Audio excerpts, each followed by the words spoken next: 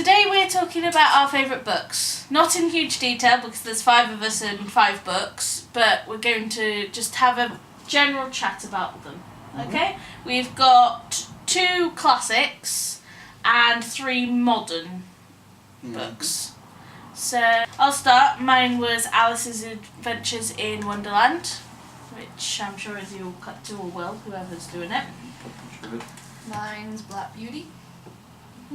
Mine is His Dark Materials trilogy. Couldn't just pick one out of the trilogy, had to have the whole lot. But today we've just got the Northern Lights. Mine's Diamond Girl. And then sorry, mine was Darren Shan's Lord of Lost. Well, the whole series, but Lord of Lost being my personal favourite. Okay, so I'll start with Georgia. Why is Diamond Girls your favourite? Just briefly. It's a brilliant book.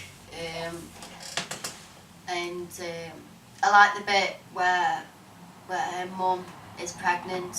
Spoiler. Will can attach a spoiler at the beginning. Spoiler a book that came out 10 You years can. ago. You can't. You can. Not everyone's read it. Can we let Georgia finish? Yes. I like the bit when her mum's pregnant and yeah, there is some like difficult moments, like they're falling out and stuff like that, but at the end they get back together, which I like. It's like one of those you fall out and you get back together and they all live happily ever after. A typical romance, mushy gushy story. Sorry. Have you read Diamond Girls? No, I haven't. Then no.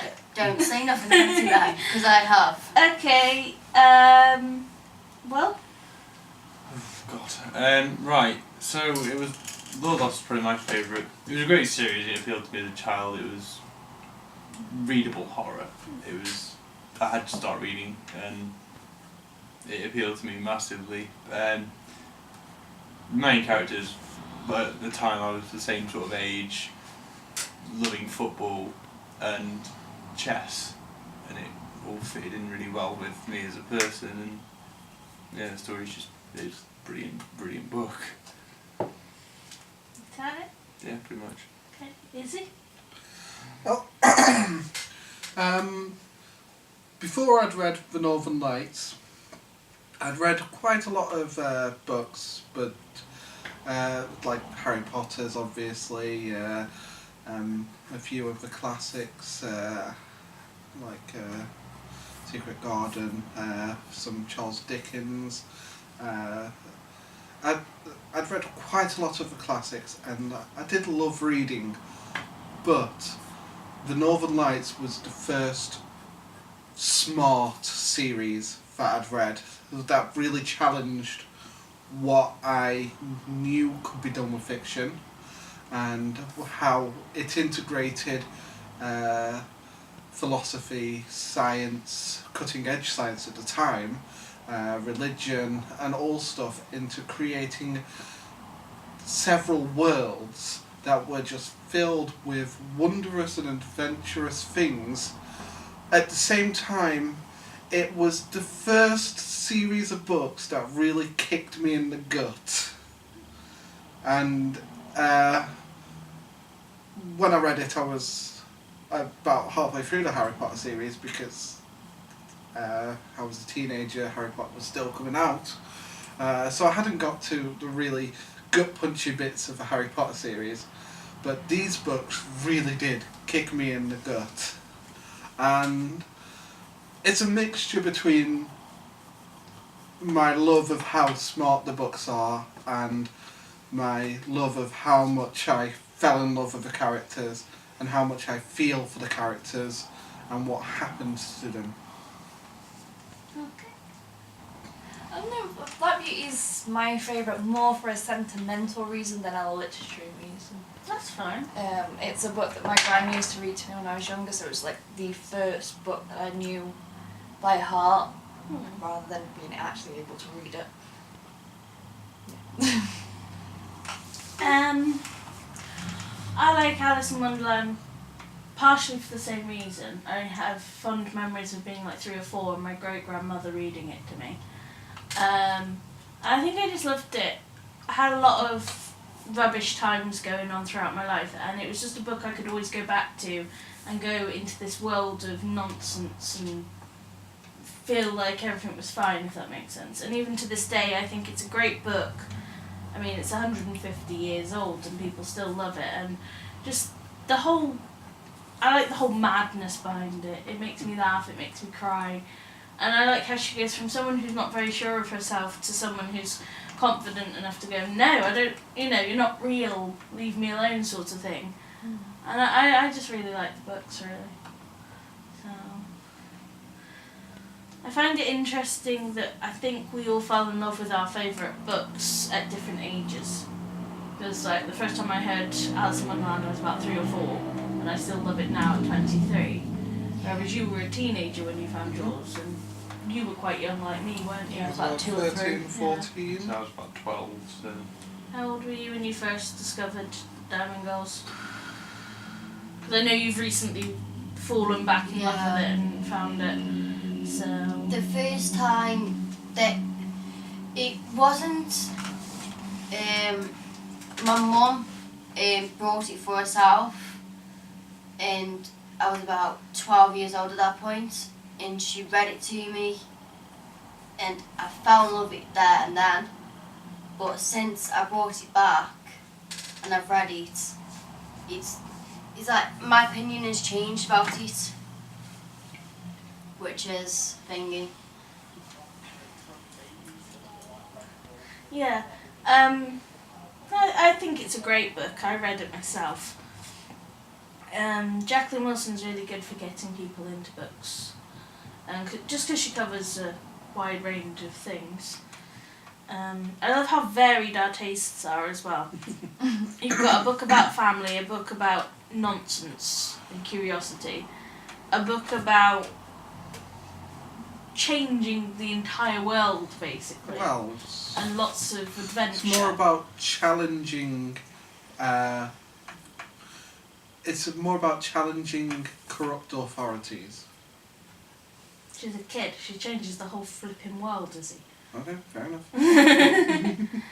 And a book about vampires and I'm thinking what Demons. Demons. I was close. Vampires is the other one. Yeah. Demon is the demon one. Yeah. To be fair, he calls them all Darren Shan. Yeah, it's Demonitia series, and then. But you get my point. The genres are very different, aren't they? And then Black Beauty, which is about a horse, and not in a disparaging way. It's a beautiful story. Nay, we would never be disparaging. Actually, this is one of the earlier ones, so it doesn't promote the other series yet. But. I mean, that's another thing. All our books, they're not exactly recent as in the last 10 years-ish for Georgia, because she's younger than us. But they're all classic in the sense that they're not new. Yeah. However, have varying ages. I'm not sure quite how old Black Beauty is, but it's rather old. It's older than me. Came out It's old. when I was a baby. My sister loved Way it. older. So. It's older than me. Really? Yeah. It's a classic. So that will be something we'll have to find out. While Tiff finds that out. Alice is over 150 years old. The Northern Lights, 90s? Yeah, mid. Yeah, mid-90s. And Darren Shan around the same time it began. Pretty mid to late 90s. Yeah. Early 2000s. Was Diamond Girls the first book? No. No. 1877. Yeah. So The 24th of November, 1877. So yeah, it's well over 100 years old itself. 140. So catching on to Alice. Give me a second. Diamond Girls was old. This copy's old. I've had it since I was 2004. Yeah, so I was 13 years old. I was 13. I was 13 years old. I was 13 years old. I was You're 19, I was sweetheart. 6. 6. This Yes. came out in 2005. That copy. Oh, possibly, yeah. That's yeah.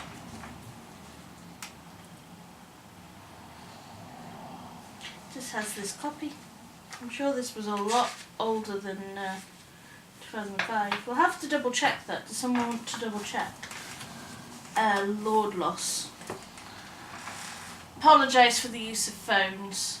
I'm just Yeah. cut bits. Yeah, 95 Northern Lights. Yeah. So, and I know Alice is over 150 years old because we Yeah, celebrated the 150th anniversary last year. Mm-hmm.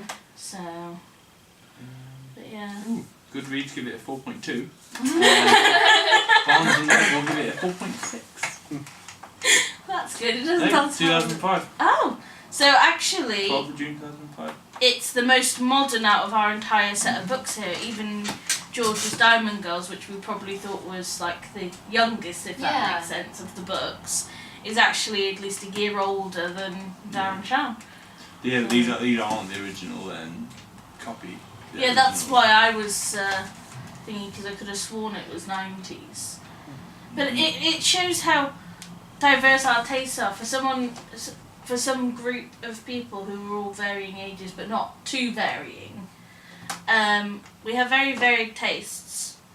But I don't think that's a bad thing.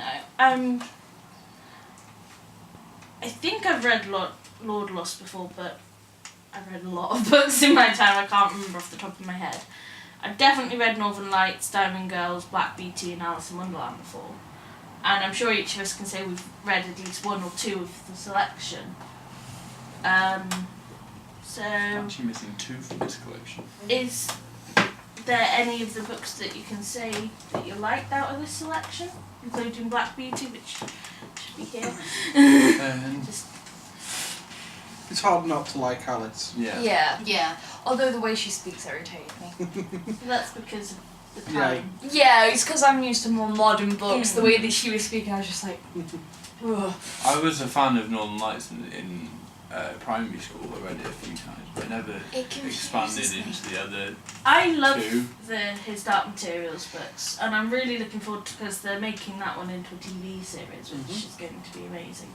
Perhaps you might enjoy it more once you've watched. I the think TV it's one of series. those books I'll have to read when I've got nothing else going on. Yeah, It is very complicated, as I said. It's a Everybody very loves Alice. intelligent Yeah. book. and I actually loved Diamond Girls when it came out because I was about 9 or 10. See, I Yeah, was the about exact opposite, as my sister had pretty much all the Jacqueline Wilson books and Black Beauty. So as she was reading them, I grew a hatred for them in a sense. Rivalry. Yeah. Yeah. Well, it's not my favourite Jacqueline Wilson, which would be that's gonna be a different video. But I definitely preferred it to ones like Tracy Beaker. Oh I yeah. could not stand that because My mum. to people like me and Izzy, we found it Yeah. rather an insulting book, if that makes sense. It's like I can remember I used to watch the old Tracy Beakers. And my mum brought me the book, and I read it, and I was like, no. Even the show was It worse than the book glamorised to it. us. Yeah. Growing up in foster care, it's not like the show at all. The show and the book, it's got a candy floss filter over the top, is what That's a I Jacqueline call it. Wilson book. I It's suppose it fluffy. is. No, Candy Floss. Yeah, well, It's a good book. yeah. That's not about Ken. A candy floss filter, which basically means they made it all sweet and Bit sugary. fluffy. Yeah, which is... Quote to the other video. Yeah, I mean, sometimes fluffy's good, sometimes you want fluffy, but Yeah. in that case, no, you don't want I think fluffy. it depends on your perspective in life as well. Like, growing up, I liked Tracy Beaker, Yeah, I did. but then coming into this social group and having, like, both your aspects of life, and then I'm like, right, okay, so it's not like Yeah. that. And it's not a thing against Jacqueline Wilson, because she's done other books where the character, or there has been characters who are in care, and she's done a far more, like, Dustbin Baby. Yeah. She's done a more believable portrayal when the main character runs away from home. It was a laudable effort to try and humanise kids in the care system. Yeah, I think she did better with her later attempts. Is the point? It's just sometimes it doesn't work, and No. that was one that didn't work, and Yeah. it didn't work for a very specific reason, and that's just kids in care don't relate to those characters at all. No. So when it comes to them telling others their opinions on the show, they're going to go, it's not right. Yeah. I mean, like I said, I enjoyed Dustbin Baby a lot more than I did Tracy Beaker. Just because I still thought it had a lot of work, but it was more, I could actually picture the person as someone that we may have grown up with in care and aspects and stuff like that. Mm-hmm. Whereas Tracy Beaker I couldn't. But Diamond Girls I like because of the family aspect. There's a lot going on. I mean, they move from what all of them have known as home. They've lived in different parts of that area, but they've still lived in that area. And then they move to a completely new place, like a new city sort of thing. And it's a very divided thing. I mean, like Georgia said, the mother's pregnant with like, she's got 4 or 5 kids already, Yeah, she's hasn't got she? like 5 kids, and like it's like they all, it's like they all split off in different sections, which I don't understand why. Well, I understand why. The eldest doesn't want to move. She's got what she thinks is a stable relationship. She's happy and stays with her boyfriend and her boyfriend's mother. The second eldest, I think, fights to be heard a lot. She's a tomboy. New place, you know, she's lost all her friends. She's lost her street cred sort of thing. She's got to start from scratch. The middle sister wanted to be like the older sister and thinks that this is her ticket. You know, like most girls nowadays want to be older than they are, dress old or whatnot. And basically everyone ends up at rags ends, don't they? Because they're not working together, they're all torn apart by this move that clearly wasn't fair, if that makes sense. I mean, they come back together in the end, but it tackles a lot of issues and it takes the youngest sister having a tragic accident. I don't want to thing it to actually pull everyone back together. And I think more people can relate to that. Not that entire family, but aspects, again. Like fighting against your parents. Quite literally exactly what happened with me in my childhood. Yeah.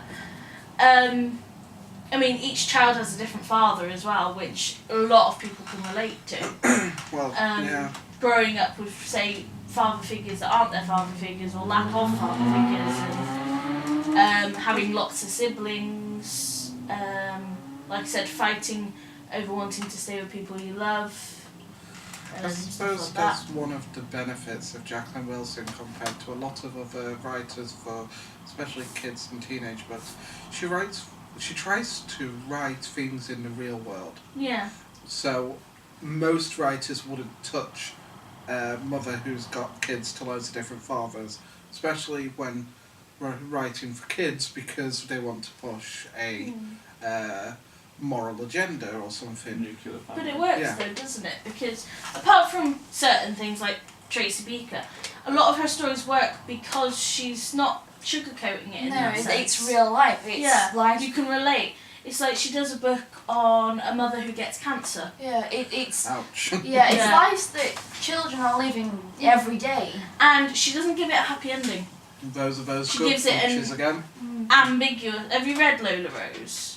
No, that's the book that I want to read. I've got it up there, you can read it and we can do a review on it if Yeah. you want. She leaves it ambiguous. You don't So I'm know. not spoiling it for you in that sense. You don't know whether the mother gets better or not. You know, she just leaves it ambiguous.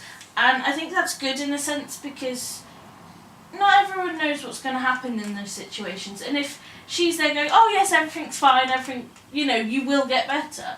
And then there's a child who suddenly writes to her and says, well, I read your book, I thought, say, my mummy or my daddy was going to get better because it happened in your story. You didn't.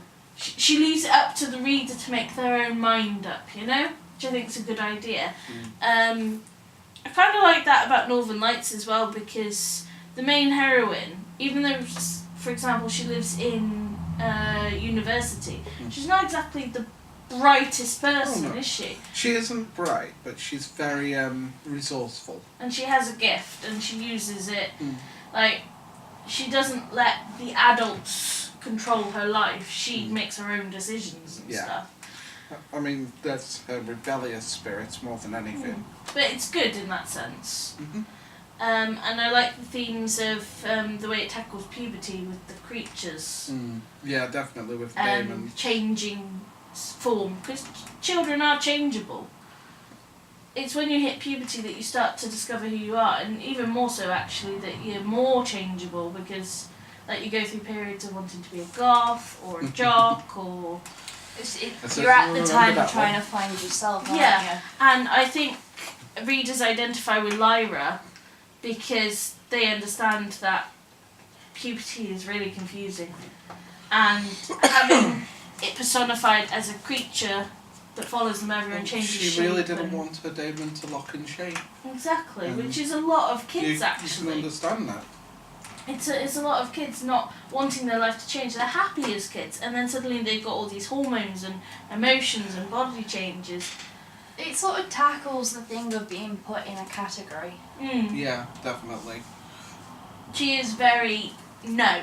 Yeah, because none of us do. None of us fit in one solid category. No, we are all we are all a mixture of everything, and sometimes some come to the surface and sometimes others come to the surface. Yeah. I mean, by the third book, obviously, she's older and more mature and feels more accepted. But she's had to go through that journey like any teenager does, hasn't she? Mm-hmm. To be able to go, okay, I feel like I'm I ready. can... Well, not that she's ready, just more comfortable with doing it. Because none of us are ready, ever.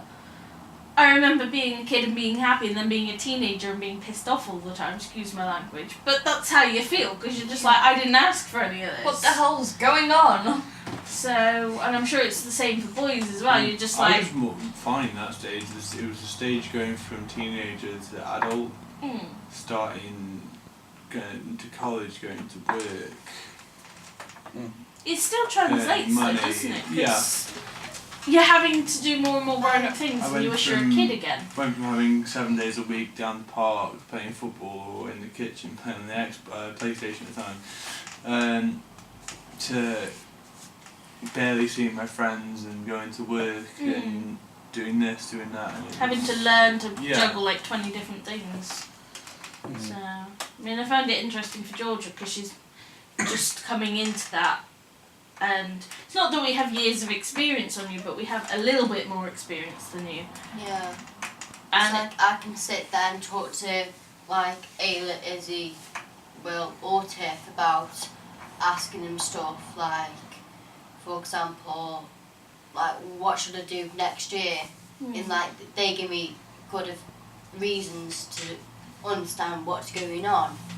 I think we envy you in that respect because Yeah. we had our parents, like my foster parents were quite helpful in that respect, but sometimes it's easier to have someone closer to your own age to The go, thing what do I do? The thing I found is my parents were at that age in a different age. My dad, for instance, getting a job. When I tried to get a job as an early 20s something, it was impossible. I was applying for jobs left, right, and centre. No one was hiring. It wasn't. There was no reason why I couldn't get a job other than there weren't enough jobs. And my parents, their only advice was, keep at it. When I was a child, when I was a teenager, I walked into a building one day and got a job, and then when I wanted to quit, I walked into another building, got another job, and it's like, yeah, but it's a different world now. Yeah. It's a So- sign of the times, isn't it? Yeah, when you it is good to. We've kind of veered off course here, so it is good to have people around your age to give you advice who've gone through similar things. I think that's the thing with books as well. Like, Yeah. not everybody has someone to talk to, so it's nice to have books that Yeah. sort of go alongside what you're going through. And also Oh, yeah. to escape to. Well, Yeah. I think each of us can say about all 5 of our choices is that they're books that we have happy memories of, but we can also escape into when everything's just too much. As I said, I was 13, 14 reading The Northern Lights, and it's a coming of age story. It's a growing up story. It's a story about becoming a teenager and going through that into adolescence and into adulthood, and I needed that at the time. So that book really set it apart. Was really set apart from all the others. Back to Harry Potter, which I was reading pretty much at the same time as the Dark Materials trilogy. It doesn't really show them growing up within the books, it shows them growing up between the books. So you had to wait till the next story to find out what happens at the next stage of their development. I see what you mean. I mean, I find Alice has been a book I can go back to no matter how old I am. I know she remains the same age throughout the book, but I just find no matter what age you read it, you still find stuff that's helpful. If that makes sense. It's a very odd book, written by a mathematician. Which I find hilarious. It is hilarious. But it speaks to everyone, because at any point in your life, the world will not seem quite right. Something will seem topsy-turvy and upside down, and you need to be able to approach the world when it's looking that way.